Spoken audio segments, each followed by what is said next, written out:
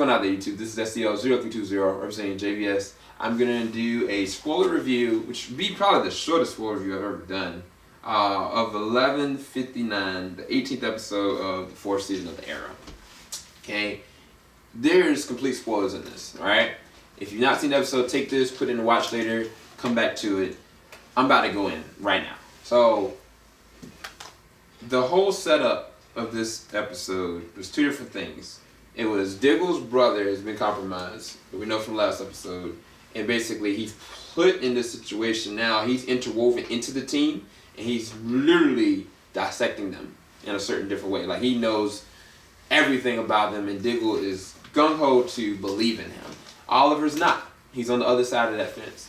And then you have with Laurel, she's on the fence about what to do as far as her continue to be the Black Canary, her not being the Black Canary. One thing I'll say for sure is they showcase Laurel being a baddie.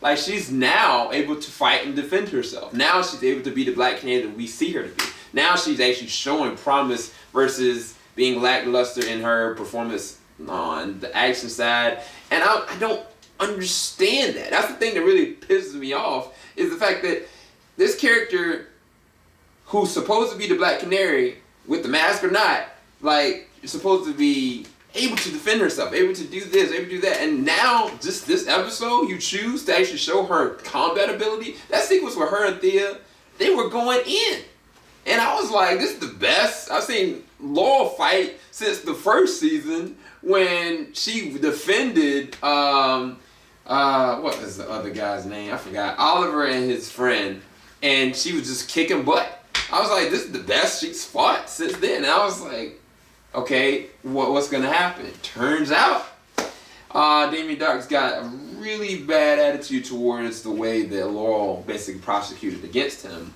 and he decides to pay his debt to society, or pay his debt to Captain Lance, and kill him.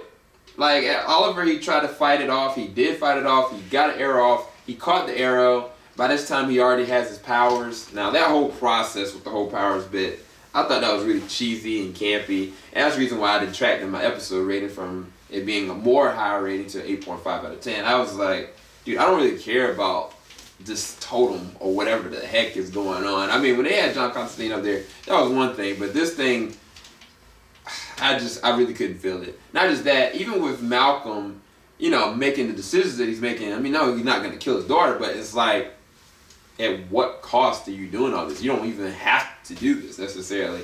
But it was really, you know, thought-provoking and really emotional driven with him and Thea's fight in general. But the fact is that Laurel dies. And this is my theory, and I couldn't talk about it. Because the fact is, if they decide to let this girl be shown as this, now she's where she needs to be, she's discovered herself as the hero, just for her to admit to Oliver, which Oliver was emotionally compromised. I would say Stephen Amell, he delivered that compromising feeling of emotion. Like, when she got hurt and when she was down there and he was trying to pick her up and, you know, she was dying and he didn't want to let go of her hand. I mean, the thing is, without Felicity, and then now it's been going back to stage 1, and even showing the flashback is like, this was his world, this was his person he cared about. And then when she's on her bed and talking to him, it just seemed very staged that I don't know if he wants people to think she's dead, but I don't think she's dead. And this is what I'll say. I'll talk about the reason why I don't think she's dead, and then I'll talk about if she is dead, what I think about it.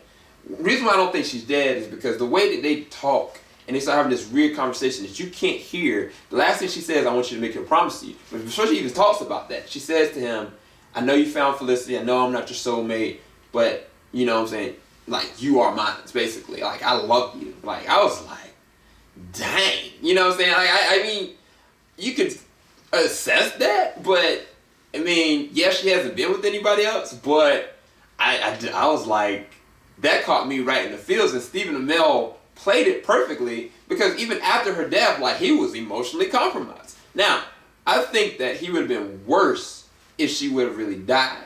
The reason why I say that I think that something happened because we don't know what their dialogue was after she says, I want you to make a promise. Because she showed him the picture that he kept when he was on the island that whole entire time. You know, and it was one thing that Diggle had said was that even though I was on the island and stuff like that, changed and compromised who I was. But it really didn't. That significance of the fact that that picture that he actually had showed to him meant everything. It hit him inside, you know what I'm saying? It was like all those emotions started flowing. Even though he fully loves Felicity, it's definitely something else is eating at him. And for me, I think that, I don't know if she wants to disappear or she wants to make it seem like she's dead, but I think that she had made the decision she was going to be Black Canary and she wasn't going to be a DA anymore. And I think that the thing was, the doctor said that she was recovering fine. She just all of a sudden starts seizing. Doesn't make sense to me. So I think that there's an illusional process that's going on that Oliver wanted to inject her with something to make it believe as though she died. And I think he has to sell it to make sure she stays alive. Now, I don't know. I know this flashback's been showing like somebody in the grave. I assume that that is now Laurel. But I just don't see her dead, okay? Now, let's take the other side of the spectrum. Say they went through all of this and showed her in her bad A-ness and finally knowing who she is and making that ultimate sacrifice and Diggle's brother compromising everything just for her to die at the hands of this and Diggle to feel all this remorse and the pain and everybody feeling all this pain. For her to really be dead, that is a waste. A waste. Like, why did you even give me this character? No, like, all seriousness, think about this. This is the Black Canary, right? This isn't like the White Canary, this is the Black Canary. What they would have to do is basically have, like, Sarah to come in and be the Black Canary again and do it that way. I mean, they can do that, but it just doesn't add up, and it's right stupid. Like, so you telling me she was fine, she has this emotional spiel with everybody, and she doesn't have anything on the back of her head, and she just dies right there? It's such a cliche cop-out. Like, it is, I don't know, like, if it ends up being the end of the season, I find out she's not dead, you know, I'm okay with that, I'm happy with that, like, but if I find out she's dead, bro, that might have been the worst move that Arrow has ever made on a lot of different ways, man, because they underused her character to begin with. They didn't progress her fighting style. They didn't allow her to be trained by the other guy, and by Wildcat. And it was just, I don't know, man. It's just, I don't know. I like the episode because of that. The fact that I believe that this is all a prime setup. The thing is, if she really did die, that's one thing. But if she did, and Oliver calculatively did that, he not only lied to everyone, but he might single-handedly lose his family because they're all messed up from this. And if this is the same person that's in the grave, then he's kept up this lie for a while.